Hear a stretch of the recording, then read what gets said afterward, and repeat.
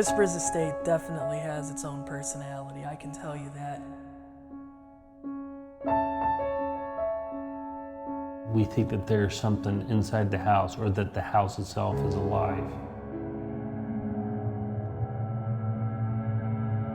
It's eye-opening.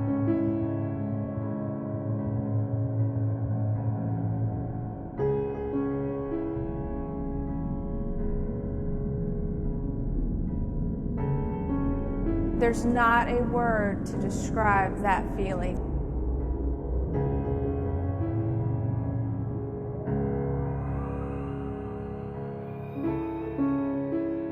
As we were setting up everything, I see a little girl, full body.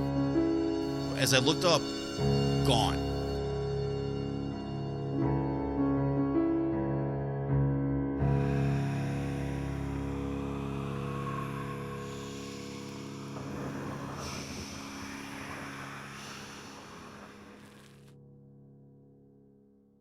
The house is alive. It knows who it wants in this house and who it doesn't.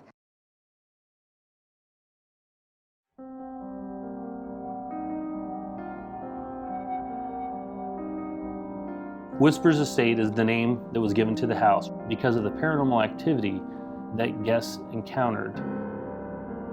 Whispering in the ear, kissing noises, things like that. It then grew to more prominent activity. You could be in the front parlor, you could call out to Dr. John and you could get a response from him, or you could call up to the second floor and you would hear Rachel sing or giggle or skip across the floor.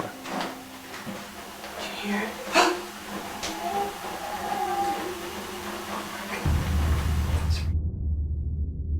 The earliest record we have of the house is 1894, and those are based on the Sandsborn fire maps of that time. 1899-1901 is when Dr. John and Jesse Gibbons bought the house from Dr. George and Sarah White. There was a remortgage on the house, and we believe that was what they used for preparing the doctor's office on the east side of the house, on the 2 rooms on the first floor.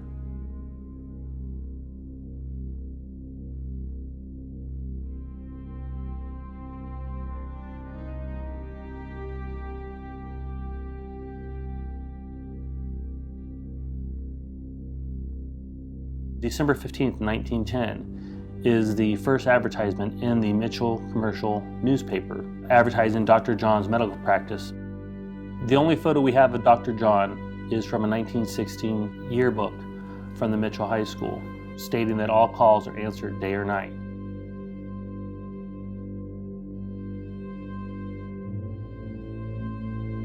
Dr. John had his medical practice in the house for approximately 27 years before he was forced into retirement. Prior to that time, at the end of May 1934, is when his wife, Jessie Gibbons, passed away after a bout with double pneumonia.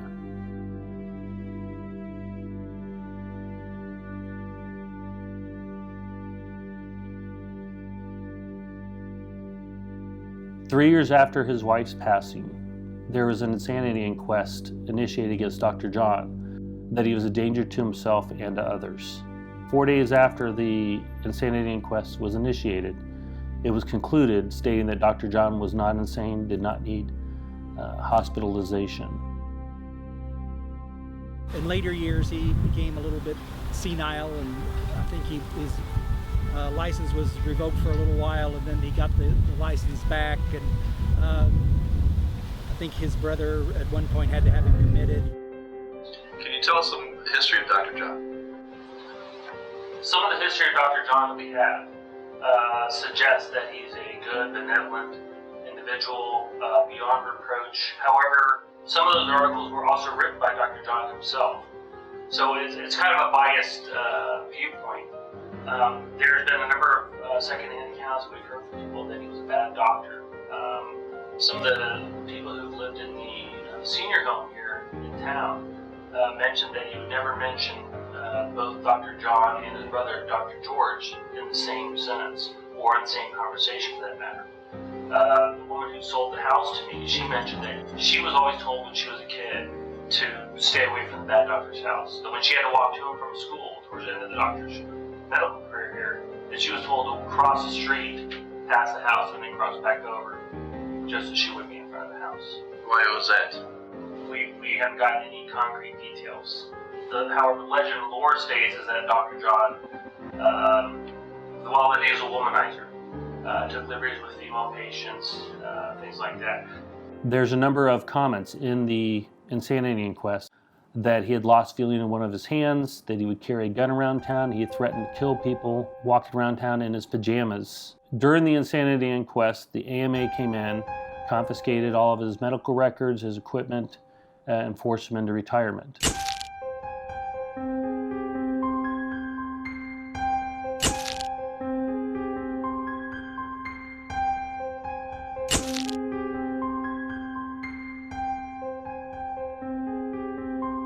Various people lived in the house over the years. It's been an apartment building, it's been in private residences over the years. So many people have lived at that home. From 2000 to 2004, the house was vacant, at which time it was bought by the previous owner. But when he started doing renovations, a lot of paranormal activity started to occur. Whispers in the ear, knocking, footsteps, rapping on wood, things like that.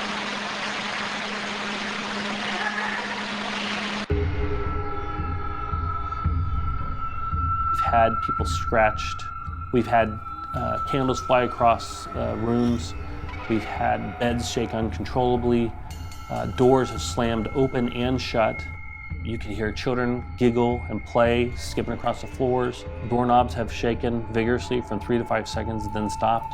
I've had experiences in Dr. John's room with being scratched on the back of my neck. I have heard my name being called in the middle of the night. I have slept in the front parlor and had the chandelier smacked violently. September 26, 2011, and I had been broken for a night and a half because a little girl had gotten scratched on the second floor underneath the stairs going up to the third floor. So night and a half of provoking. When the last guest had left, I had sent all the volunteers home, and there was a thunderous explosion in the house. I mean, the whole house shook. It was no backfire of a car. It was no gun fired half a block away or anything like that. I mean, the whole house shook, and that's when I sat up and like, oh shit, I'm in the house by myself. I heard 4 or 5 thunderous footsteps, and when it got done, it was right over on the second floor where I was sitting. And then I was like, okay, it didn't happen, it's just your imagination. And then from behind me, 2 rooms back, I heard the same explosion, and then I started hearing things getting knocked over. And then 3 or 4 footsteps coming forward, and when that stopped, it was right around the corner from where I was at. I'm like, screw this, I got my keys in my bag, and I was out the door. What was knocked over? Nothing. That's the amazing thing. It sounded like medical instruments and the trays that surgeons or doctors or nurses might have set up to do an operation or something, but nothing that I heard was in the house.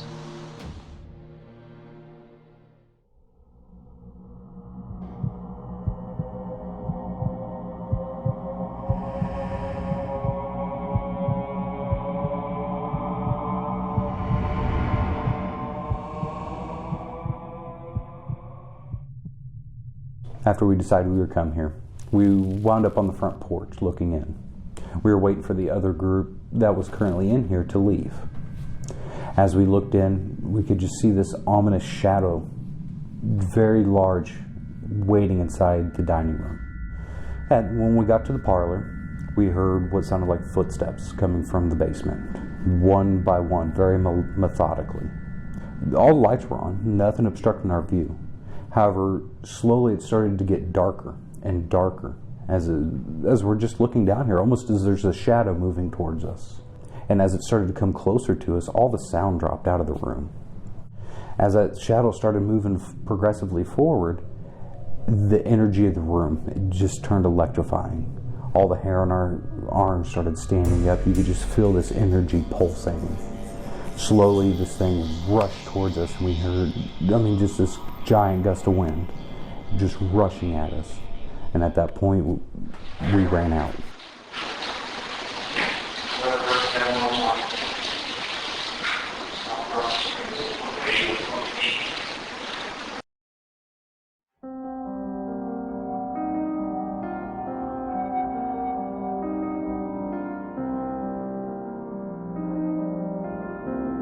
some staff and I were here cleaning, and we decided, you know, I think we're really tired. We need a little bit of a nap, so we thought we'd take a little nap in between. And I was asleep.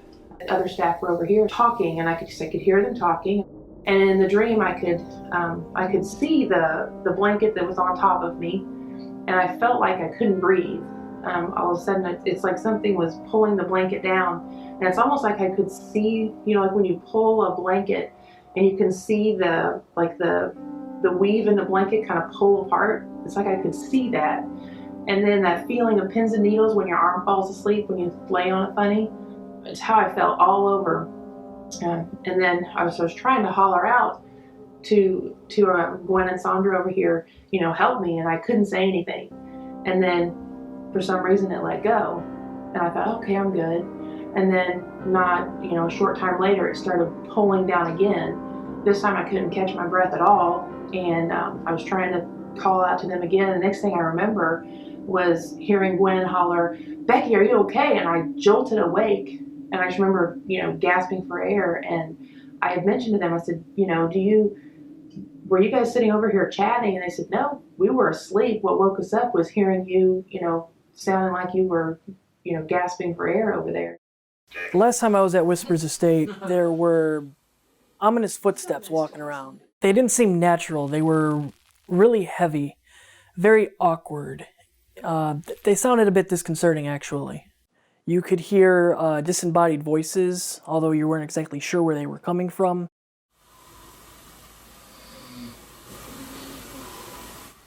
Oh, wow. What? Holy shit. What? I heard a little girl respond to that when you said that. Like, she sounded very sad, like, or something. The team had actually captured a picture of some black shadow, mass, dark matter standing in front of me and the lens that clouded up the photo. The house really likes to, I think, pick and choose who it wants to talk to. I'm part of a radio show called Shadows on the Wall, Paranormal Radio. I was able to go down to Whispers Estate for a network retreat through RFN Media during a live episode of Shadows on the Wall.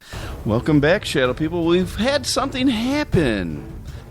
I'll take a picture, or JC can take a picture and put it up on the Shadows on the Wall page. In the opposite room, I saw plain as day. When you look at this picture, you'll see this chair. It's just a dining room chair, nothing fancy. And as we were setting up everything, I see a little girl, full body. I saw a white dress, long dark hair. She did not look at anybody, and she was just kicking her legs, like she was just waiting. And then as I looked up, gone.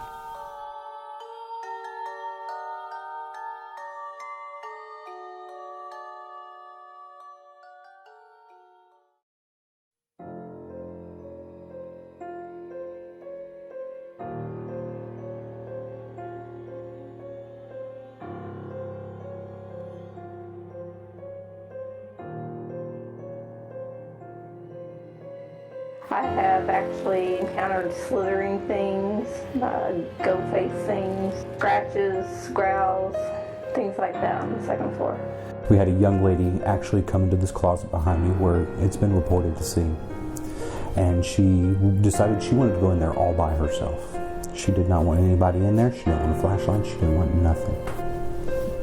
It took us 5 minutes and she came crying, busting on the door, wanting out.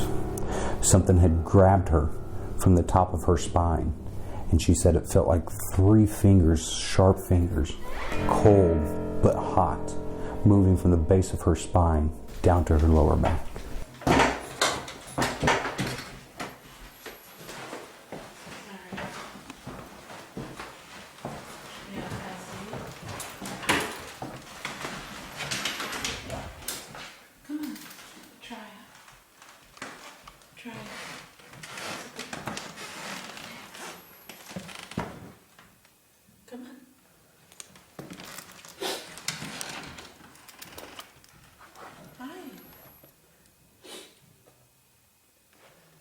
Sorry, buddy. You want to go in? He didn't really like it in here before.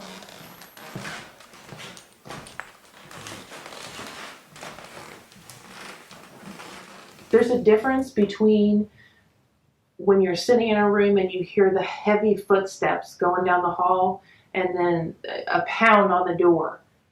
That's not the positive experience, but the quick footsteps sounds like little kids running down the hallway.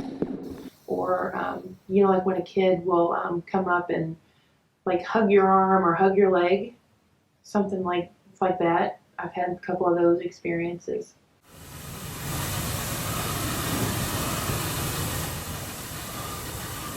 There's something going on upstairs. Mm-hmm. Something moving. Mm-hmm. I was coming down these steps, and my niece was in front of us when we were walking down the steps. And as we were traveling, we were being very careful because they're very steep. We were hanging on, and Casey was in front of my niece, and Casey had gone out the door, and my niece was in front of me, and I was approximately probably right beside this window, and literally the next thing I know, somehow, some way, I literally fell, don't know, and my face ended up in the hallway where my face almost literally hit the door, and I didn't even touch my niece in front of me. I was already walking out and I heard her fall, and I thought, oh my gosh, like, did you trip? Are you hurt? And Addison was in front of her, and she goes, she just flew over me. I don't know what happened. I don't know if she tripped or what. But I thought, that's almost nearly impossible unless you were to jump and fall from going from here to your head almost hitting the door jam. I was probably the first of many, but the biggest defining moment of the spiritual side of things in this home for us. We always see things like run, pass, crawl, what they like to call the rake. We see that all the time, but it's obviously it's hard to capture. It's like the really only way you can explain it is like a disfigured cat, but it has like real long arms and real short legs. Like its arms are what pulls it. Like it's definitely not an animal. That's all you can say. And as soon as you see it, you don't see it.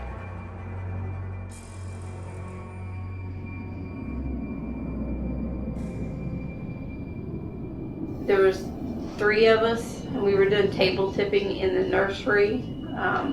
The table pulled us out, and as we were coming down the hallway, at the end of the hallway in the servants' quarters, you could see this human shape, but it had a goat face to it. The horns went up and over its head, and it was just standing there at the end of the hallway. It was like the table was pulling us towards it. One of the most interesting things that we had happen here was on our first trip, we was up in Rachel's bedroom, and me and 2 of the other investigators, I'm gonna call them house investigators, was walking down the hallway, and we seen a silhouette of a little girl in white coming down at us, and that pretty much made me think, hey, there's something here. But I guess the best thing is we set up a camera right outside of Jesse's door, and we actually shot the footage of that door. You can hear the doorknob turn and see the door open.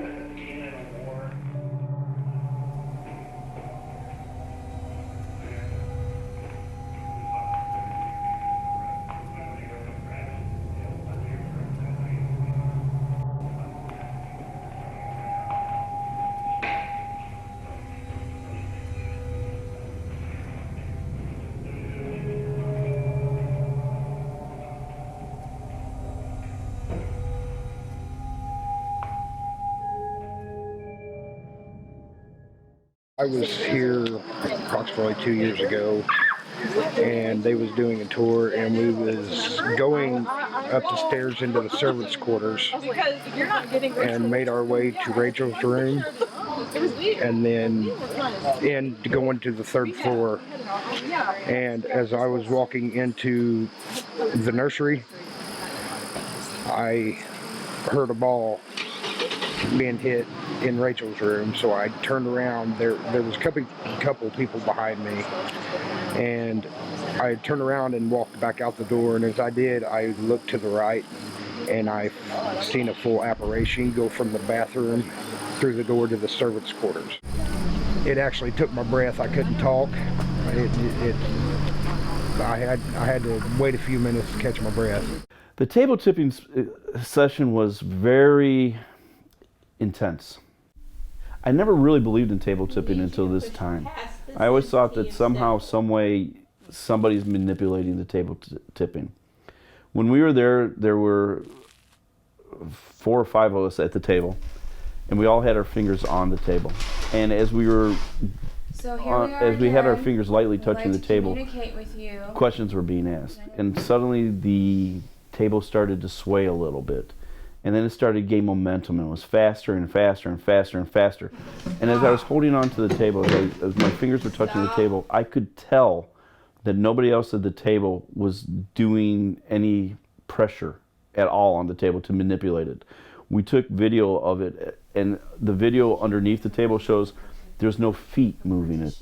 I know there's no wires because we checked it beforehand. We checked to make sure that there was no outside manipulation of it. But the table had a mind of its own, a will of its own. It went where it wanted to. It did not go where we wished it to go. But the table went where it desired to go. Stop. During the session, the table tipped towards my partner, JC Rositas, and pinned him on his chair. It got to the point where JC couldn't even move his chair backwards. Something was holding that chair in place. Do you want him to stop?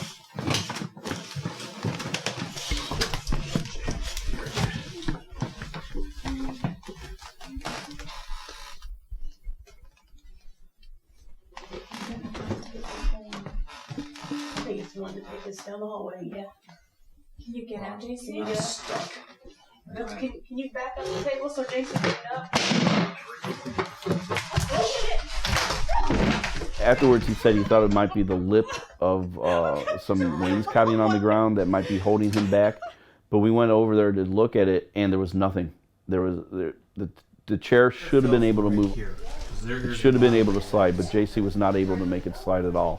He was trapped because of this table. I could not move the chair as this table was coming in at me. There's nothing more blocking those feet that should have kept that. I mean, I should have been able to keep going, but I couldn't.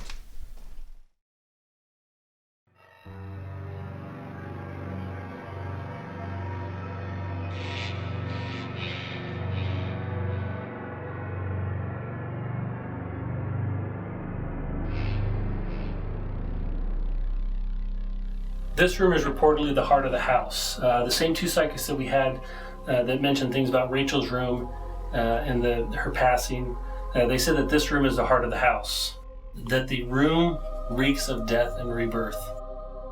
Well, the psychics also mentioned that over here in this corner is a vortex or a portal, if you will. It goes along the ground to the left side of the church, 2 houses away, goes along the crawl space, comes up in the front parlor, comes up into this room here. And we've got video a number of times of specific self-emitting points of light, orbs, if you will, that will shoot across and go through the wall or through the doorway. In the corner of the room, and actually even outside of the house, 15 to 20 feet, believe it or not. So and then it goes down. Just where the house sits, or right. Wow. And it actually goes straight.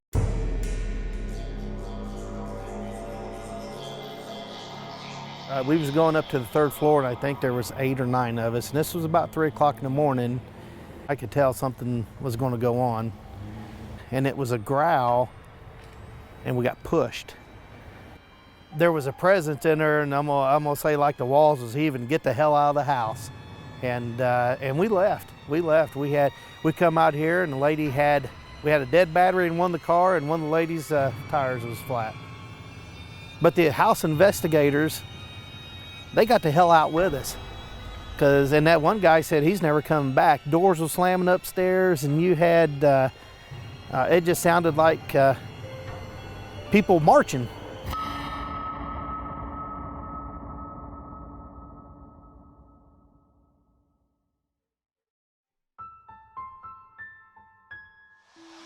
I've had a number of paranormal experiences in the house. Most of them have been really nice and pretty cool. When you ask for the door to open up or you ask for the toy to turn on, and it does, it's within a certain level of expectation, and you can accept it. I have had a couple of experiences in the house that have basically been my oh shit moments. Those moments have usually occurred when I've least expected it. And more to the point, when I've gotten a little bit cocky and conceited with, I think I know how everything's going on in the house. You know, I know that they won't mess with me when I'm in this room, and that they won't mess with me when I'm over here, or as long as they don't do this, I'm fine, you know, but I can do all this other stuff. And they put me in my place a couple times.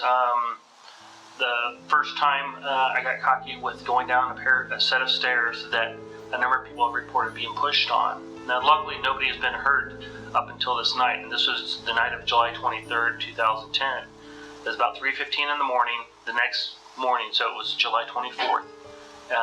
And I got a little too cocky and thinking that I was above an ass whipping, and all of a sudden I felt a cool breeze behind me.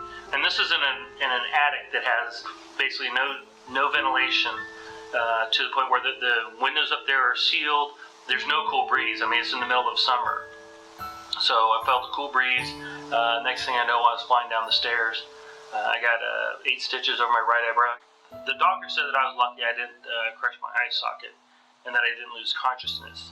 And because of that, I have an immense fear of being in the house by myself at night. I think the one that stands out the most is the one in the attic where I had just laid back on the bed. I was not asleep, and all of a sudden I was unable to move. I saw 2 full entities, a male to my right, a female at my feet. I attempted to scream because I knew something was just, I don't want to say evil, but I knew something was about ready to occur. And I tried to scream and I couldn't make a sound. I could hear myself screaming though in my head, but I couldn't hear myself. And then the next thing I know, it felt like claws were on my back and pulling me downward and spinning at the same time. And I could see the bed up above me in the room as I was getting pulled down. And I knew that wherever the place was that I was being pulled to was not a good place to be. In fact, I knew that it would change me forever. So I had to fight to get back, and thank goodness I did.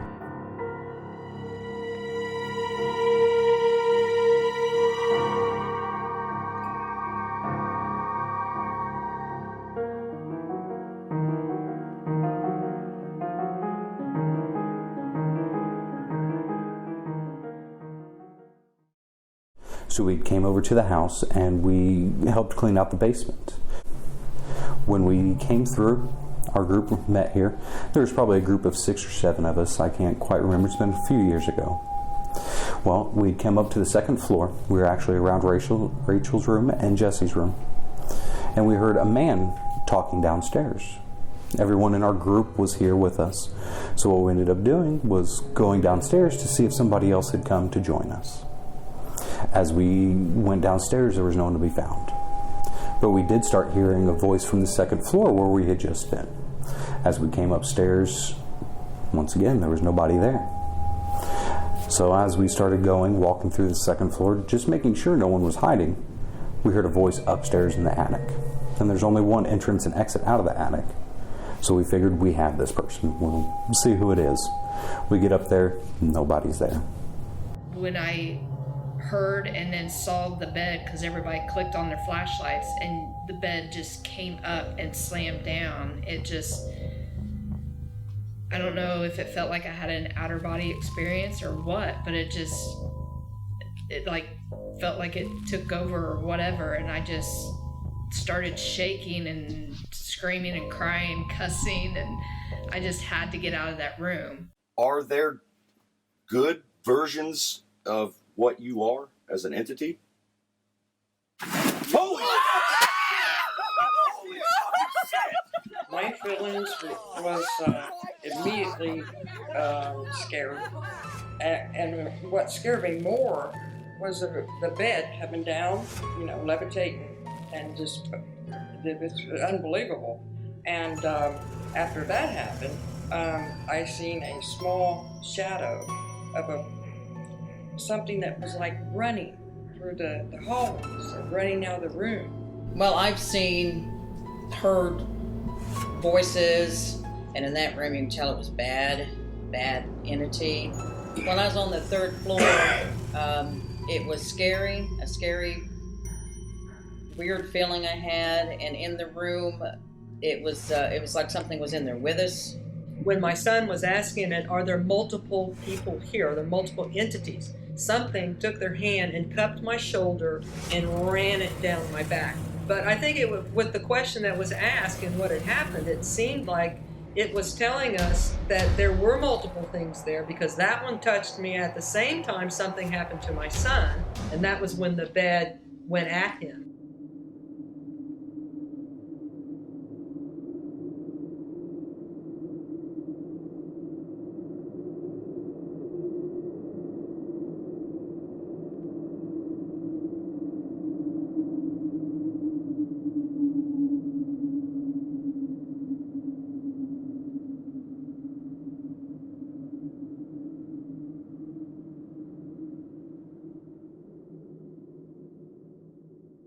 I have not felt comfortable in that room.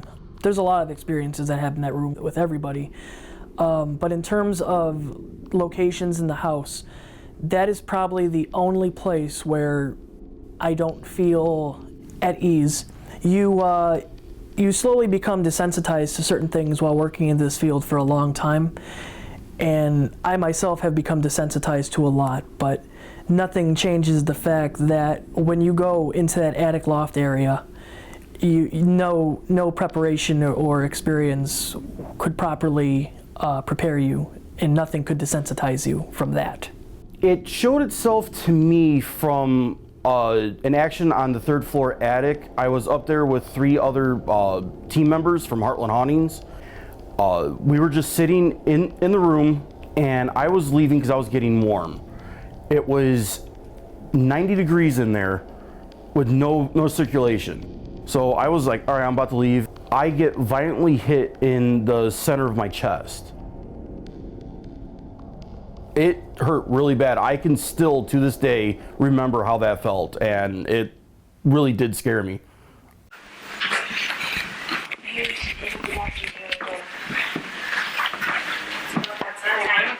I think so, yeah.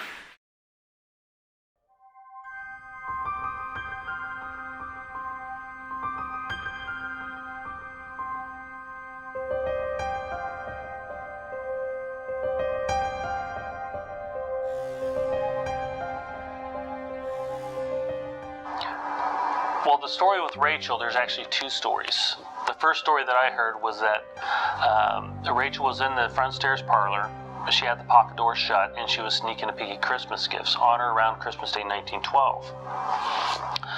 Somebody was about to go ahead and find her there, doing something she wasn't supposed to do. So in an attempt to hide, she crouched down next to the Christmas tree. And in those days, they had the candles lit on the Christmas tree to light it up. So the story goes is that she got too close to the open flame, knocked it over, caught her dress on fire, and most of the front room went up in flames before the fire was extinguished. So the evidence that I found within the first few visits is that it didn't support the story.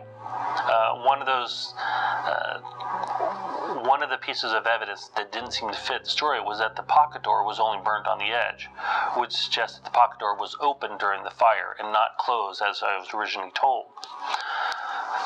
So shortly after buying the house, I had 2 psychics come in, and they pretty much both said the same thing, a little bit different wording, but it was both basically the same thing, that Rachel had gone into Dr. John's room, snuck out what they believe was a vial of ether, brought it into the front parlor, opened it up, not knowing what would occur, and she rendered herself unconscious. When she went unconscious, she fell over, knocked over the flame, a candle that was in the room, and that started the fire. And that story more accurately supports the evidence at hand.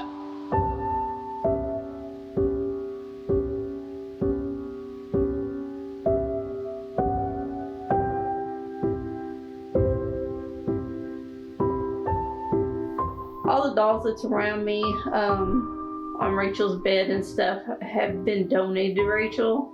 Rachel actually has favorite dolls. We'll ask Rachel to set the dolls off. You'll hear the dolls giggle. Some of them make different sounds. One of them, her favorite, makes like 5 different sounds.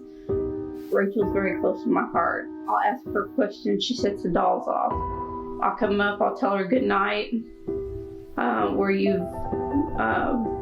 heard her in your ear, as well as other people, say night night. I love to play bouncy ball down the hallway. We bounce the ball into Rachel's room, and sometimes we get these balls coming back to us, or it has stopped, and then you'll see the balls start rolling around on the floor. What was that? Sounded like a ball. Yeah, it sounded like a ball bouncing. Because I leaned against this, so I just leaned it and it didn't. No, I heard it's like a ball bouncing. The story goes is that after Rachel was in the fire in the front parlor, that she was brought up here into this room. She laid in bed in this room here, not the same bed that's here now. But she passed away after 2 days of languishing up here. Now, we originally thought that Rachel passed away due to the severity of her burns. However, we had 2 psychics in the house over the course of about 4 or 5 months that said pretty much the same thing, that Dr. John gave her increasing dosages of morphine. Now, we thought that that was because of the pain that she was in, that Dr. John was helping her ease the pain. But the psychic said that Dr. John and Jesse felt that she was no longer the prized child, that she was now damaged goods.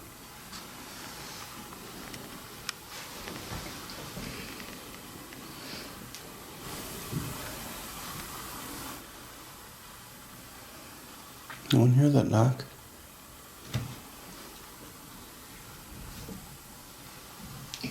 No, I have pressure on my upper back. Rachel, is that you?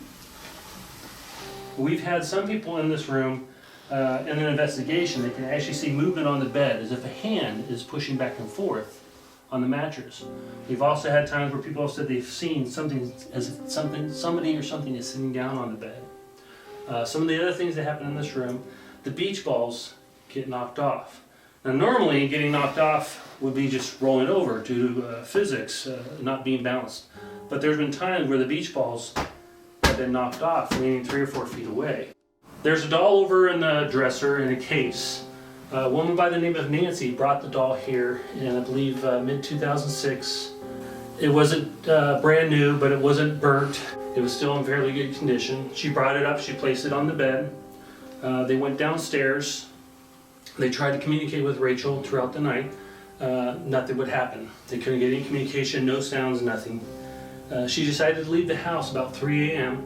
She came back upstairs to say goodnight to Rachel. The doll was missing. Nobody could find it. They searched for about 30 minutes, could not find the doll. Nancy left. She came back about 3 months later, came back upstairs to say hi to Rachel. The doll was not here.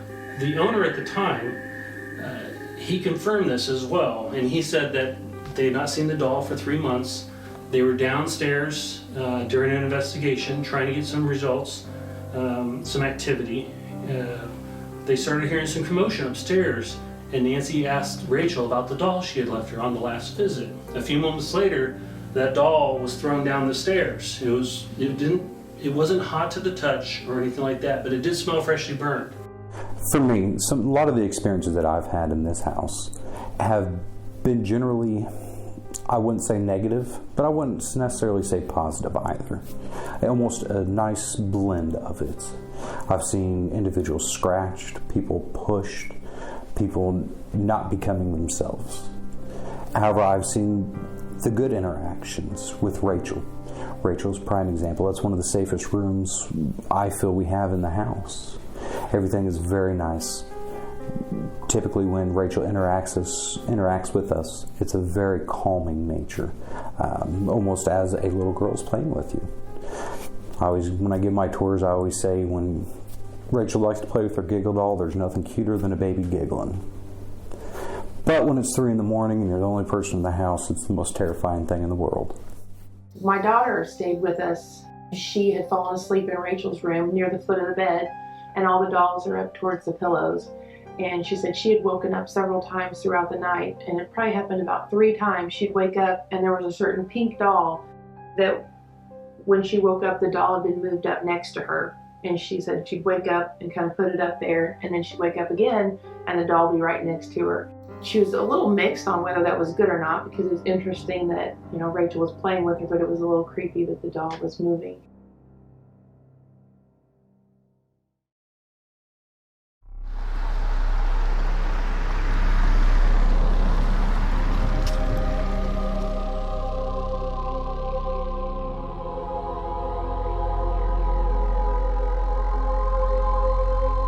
My name is Rich Ballard.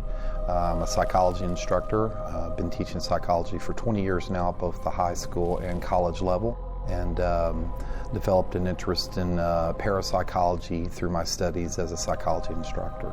I think there's a good correlation between, you know, studying the paranormal and what you might, you know, encounter when you're studying psychology, particularly, you know, the subfield of parapsychology. So there's definitely a nice correlation there. Correlation doesn't equal causation, though. So, you know, I'd like to think, you know, in my own experiences, you know, as an instructor, as someone who's been doing this for a long time, that I could remain skeptical when I do these types of, you know, investigations. That's very plausible, where people convince themselves that this place is haunted. I mean, you've been the Whispers. It's a very imposing old home. It's a beautiful old home, but it's imposing when you just pull out in front of it. The gargoyles are out there. I think some people, just by that alone, probably convince themselves that there's something going on in the house, some type of paranormal activity.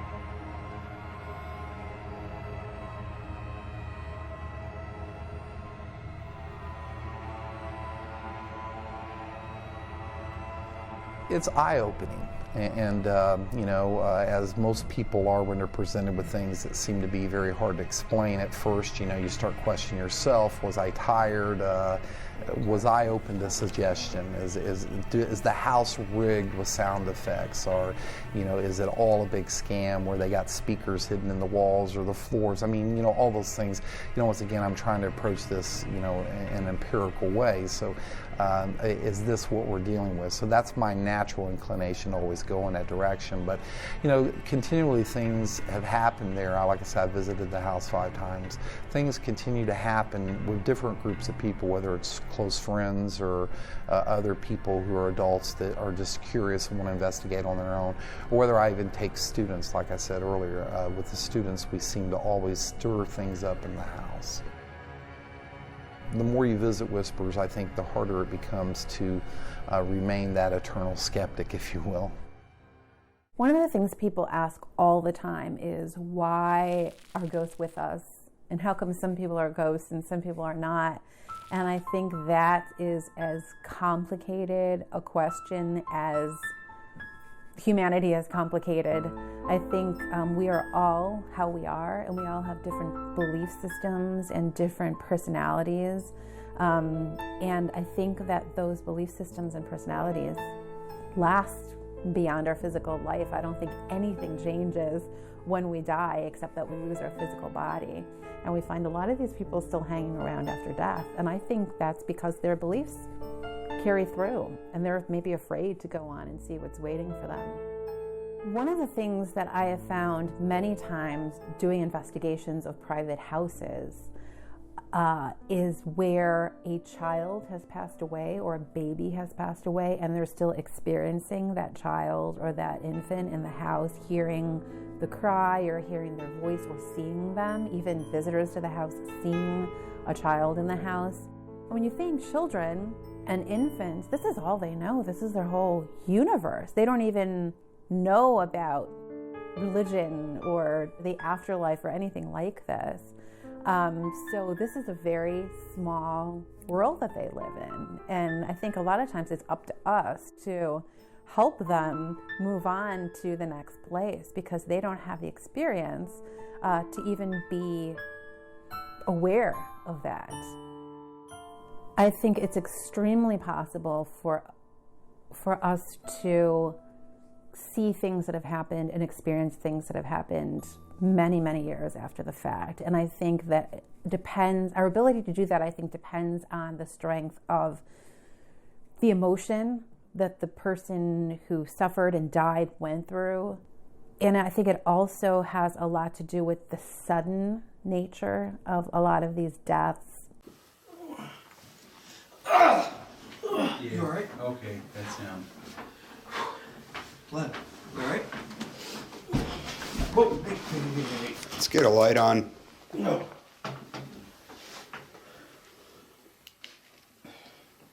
You alright? Yeah, I'm okay now. What happened? I couldn't breathe. It was like something was taking all my oxygen. People have had life-changing experiences at places that are known to be haunted or not known to be haunted. And just because you don't happen to be there at the right time, even after several times, doesn't mean that there's not something inherently important about that place that's affected other people, which other people have experienced. Because these are all energies, even if you don't believe in anything, it's still energy that's all around us, and it's there, it's interacting with us, and it's going to affect you. Before, I didn't really think of things in necessarily a more spiritual standpoint, but after here, I always think there's something else that could be changing my life in a completely different way. Not everything is physical, and you can't always see everything. It terrified me, but yeah, I'd do it again. After going to Whispers Estates, I'd say I'm non-skeptic. After experiencing the stuff that happened, it's unexplainable. Now, I started off as, I'm gonna say, a non-believer, and me and one of the other guys' goal was to debunk everything. I know there's something in there. I haven't figured it out yet, and I don't think anybody's going to figure it out. The excitement brings me back here. It keeps me coming back here. The not knowing, the wondering what's going to happen next, that keeps me coming back here. The house is what keeps bringing me back. I always tell everyone that the house is alive. It knows who it wants in this house and who it doesn't. I could go to Whispers Estate and come back, and every encounter that I had could possibly be negative. I can go back the next day and it could be nothing but positivity. So you really don't know what you're getting yourself into. It's essentially a paranormal roulette. Whispers, the more you visit, the harder it becomes to remain skeptical, and that's, ultimately that's my experience at Whispers. It never seems to disappoint when you visit. Something always seems to happen there. We think that there's something inside the house, or that the house itself is alive. As far as myself knowing what that is, or even trying to articulate what that might be, I couldn't begin to explain it. I do believe that there's multiple paranormal presence in the house. I have been deathly afraid a number of those times, to the point where I have abandoned any hope of ever living in the house.